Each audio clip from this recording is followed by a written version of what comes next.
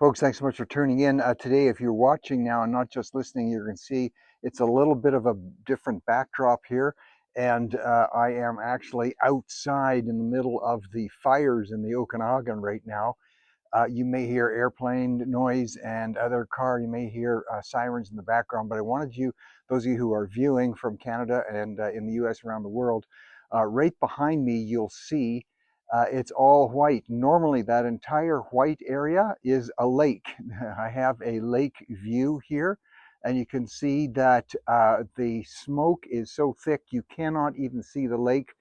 Matter of fact, nothing is visible than more than a few hundred yards, as you can see behind me. I just wanted you to get a glimpse of how serious this is.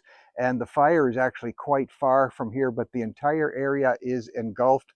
People can't be outside right now. Definitely people are not running or swimming. People are actually being evacuated from communities, a community of 12,000. Not that many kilometers from here, totally evacuated. There are no fires, as you can see right behind me, but the entire area is under risk. So this is a little different for my broadcast for Saturday, which is usually a sneak peek of the week ahead, but I wanted you to see this right now. So anyway, while you're watching that, let me just jump into the quickly and then to get you on your way here, some of the events coming up this week. For sure, the Iranian situation, I mean, it's on, off. But really coming to a head. I think this week could be cataclysmic in some areas. See if that's true. We're watching that.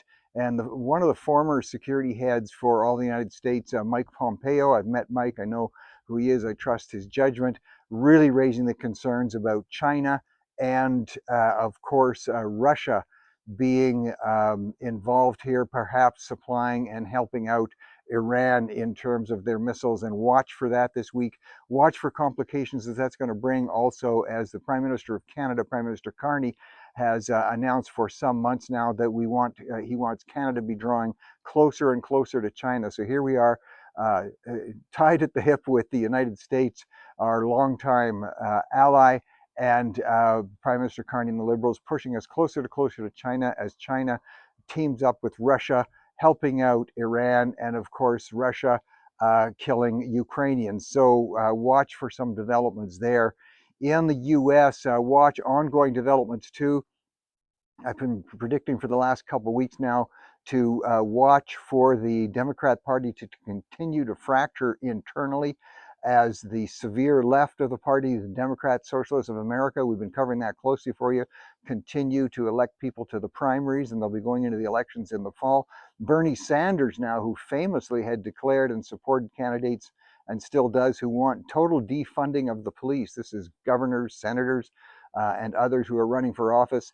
And now he's backtracking. They're looking at the polls. They're seeing people are saying you Democrats are just getting way too crazy. And now Bernie Sanders, senator, was, and he's as far left as they come.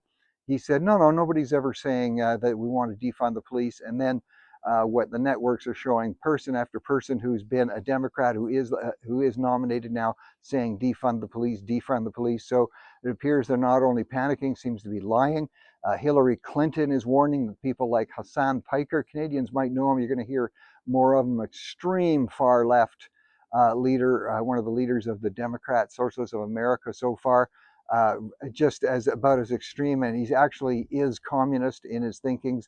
And very interesting. I want you to watch this for next week, because a couple of weeks ago he appeared at an event and he was wearing the clothing of one of his heroes, who was Chairman Mao, the communist leader who's responsible for, some people say, and experts are saying, that through his reign as leader of China, 30 to 40 million deaths.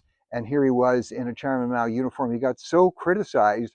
Look how he swung around. Any recent pictures of him the last 2 weeks, Hassan Piker, he's wearing a suit and tie and he's buttoned down and he's looking like a Wall Street business guy. Anyway, watch for that this week. Also, watch for some important announcements relative to the stock market. It's going to affect your buying power, whether you're in Canada or US, because what's called the CPI, the Consumer Price Index, is going to be coming out on Wednesday, and then on Thursday, what's called the PPI, the Producers Price Index. So you can be telling your friends, watch out for these. If those are bad numbers, then you could see the Federal Reserve rate, if it's showing that inflation is getting out of control, you could show that rate going up. That would have a negative effect on the economy. So watch for that. Also on Thursday in the UK, they released their second quarter economic numbers. Remember, now we have a new prime minister, Andy Burnham, Labour prime minister. I don't think he's going to make much difference, maybe even worse economically. So things not looking good on the economic front in Quebec. In a very interesting ruling that just came out in the province of Quebec, and watch for some reaction this week, because the ruling has to do with pornographic material relative to children. That's called pedophilia. And there had been a law on the books, as tough as they could get in Quebec, was to have a 1-year mandatory sentence for people who were found and convicted related to materials, pornographic materials related to children. That's called pedophilia. Let's not forget that. And there was a 1-year mandatory, and some of the human rights folks in the province of Quebec took that to court. They'd say that's way too mean to have a mandatory 1-year jail sentence for somebody sexually exploiting children to the point of view of developing these sexually charged materials. And the Quebec court agreed and said, yeah, that's way too nasty for these sexual abusers. Let's drop that. So watch for reaction against the Quebec courts. Of course, that's in Quebec, but that's going to probably go to a higher court now. And it's just unbelievable what is being allowed by our judges. Why do you vote for parties who appoint judges like this? You need to ask yourself that question. I've already talked about the fires. I just want to say again that even as I speak, even as I've been starting this podcast, I can see the smoke even getting a little thicker. I don't know if you can hear it in my voice or not, but they're closing in. And that fire, I was getting some reaction this week, a lot of positive reaction when I put up a post saying that the majority of forest fires, this is around the world, the majority are human started. We had the Prime Minister of Canada looking into the camera and saying it's all because of climate change. It is not. The majority of these are human started. Many arsonists running around there starting fire. There's one, if you could see in the direction I'm looking right now, looking north, that's where I'm looking, not what's behind me, in what's called the Shuswap Lake area. Again, that's not that far from here, 40 or so kilometers from here. Up in the Shuswaps, it's been reported 5 fires were started there. Fires are raging. They were all 100 meters apart, so whoever was setting those fires wasn't too strategic in trying to make them look random. 5 fires, they were all started and set about 100 meters apart.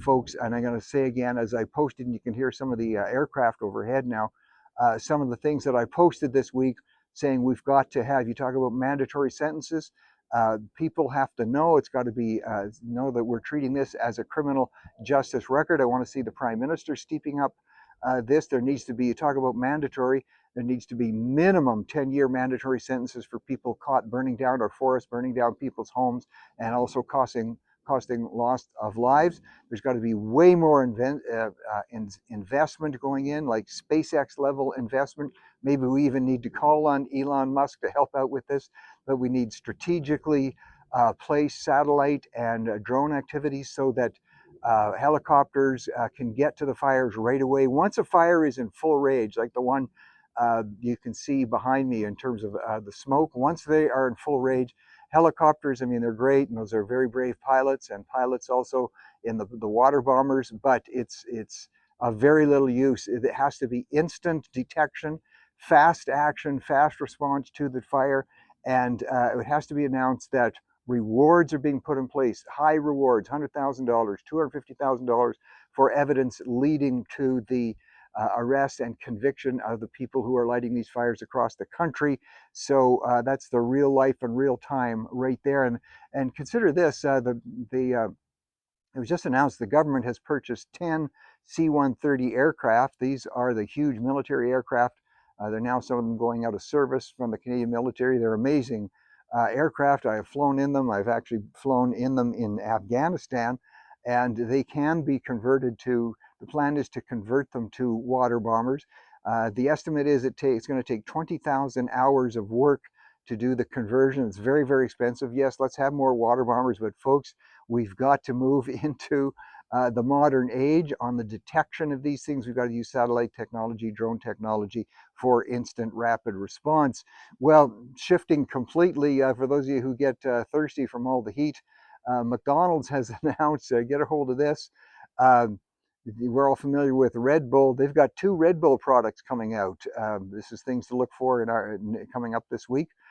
Red Bull, one is called the Dragonberry, and then there's the Red Bull Tropicherry product, and they're loaded with caffeine and other good things, protein loaded also. So watch this week for how those take off in summer camps, or the summer camps that take place, of course, across Canada, across the U.S. And the ones that are watched carefully are the ones that sort of where some of the rich kids go to, and some of these are very expensive. But then that sends trends in terms of people who are influencers, and unfortunately for kids who are watching other kids going to these expensive camps. But one of the things they're seeing is, so hold on to this, it's really taken off, teaching kids how to play Mahjong or Mahjong Chinese card game. It's huge. It's taken off. Kids are actually showing up. They're being advised, show up with your brand new board games. We're going to teach you how to play Mahjong. Let's see if that spreads and becomes a thing. We don't really know. In the Town and Country magazine, they do the predicting, and they're usually correct on what's going to be the key items for the fall as people are going back to university, and this would go into senior high, I suppose, too. Now, look, I've had a MERS or a bag and used one way before any of my male colleagues did, and you can even check the video in the House of Commons in Ottawa. I was one of the first, if not the first, to not be afraid to carry a MERS, a man purse. And anyway, they're very popular. I'm not saying I made it that way, but going back into fall, I'm not even familiar with this name. Maybe some of you know it. It's called the Longchamp or the Longchamp Le Pliage Navy Bag. There you go. That's going to be the it bag for the fall, in case you're interested. And also, they're predicting or looking at sales as people right now are buying and preparing for the fall at university. Birkenstock Boston clogs are going to be ahead of and are already outplacing Crocs. So there you go. Just in case your darling little children you're going to be helicopter parenting them off to university, that's what they're looking for. Low-rise baggy jeans are the look. And it's a real status thing. What type of flask? I'm not talking about alcohol flask, what type of water bottle is going to be in the lead? And these are status items too. But the Owala water bottle is saying that's going to displace the Stanley. So don't have your little darlings heading off to university being crushed and crying if you don't get them the right water bottle. Well, as I predicted last week, the town of Somosierra in northern Spain, I said, watch for that. They're going to be getting thousands of people flocking there for a big event. And you think, how long is the event? Well, the total eclipse of the sun that apparently will be best seen from Somosierra, Spain, the absolute total eclipse is about 1.5 minutes, the bigger eclipse about 6 minutes, and they say thousands and thousands of people are going to be flocking there. And just to give an idea how governments always mess things up, of course, a great opportunity, a one-day opportunity. Now, some of the people who are staying overnight, I imagine thousands of people go there, but it's a very small town, like 400 people. And the local coffee shop and some of the people who make sandwiches and things like that, having a hard time getting licenses to expand their sales for that one day. Come on, bureaucrats, give them the break. Don't eclipse their sales here. So watch for that to happen. They say it will be in the thousands of people, maybe the tens of thousands. I don't think it's going to compare with, look at another event that just took place in about 80 kilometers north of Rome. This was earlier in the year. We talked about it a bit. So people will be comparing which event is going to get the most. And this was the commemoration, the 800th anniversary of St. Francis of Assisi, even those of us who aren't Catholic or familiar with him. And they estimate now, in terms of the young people that came there to the town of Assisi to celebrate and venerate the Saint Thomas of Assisi, 370,000 young people converging there. So let's see who wins, the eclipse at Somosierra or the town of Assisi with 370,000 young people. The Atlantic magazine has a fascinating story talking about religious stuff and kids. And it's questioning. I love these things. You know, everybody says who are the strong evolutionists, and they all say, yeah, the origin of the species was in Africa, and everything's, 842 billion years old and 14 hours. And Atlantic Magazine talking about a huge project that was going on through Africa, and they're saying now the headline is "Human Origin Story Radically Revised." Those of us who believe in a biblical context and some of the history in terms of where humankind came from. We don't believe it's originated in Africa, but more obviously in the Middle East area, according to the biblical record. And now the Atlantic magazine is saying it appears that maybe, golly gee darn, it looks like the human species, Homo sapiens, maybe didn't originate in Africa after all. It looks like people came to Africa from maybe the Middle East. Hello, hello. Those of us who understand Bible history have been talking about that forever. So fascinating there for folks. More stuff to look forward in the week ahead. Thanks for tuning in. Have a great weekend. Catch you on Monday.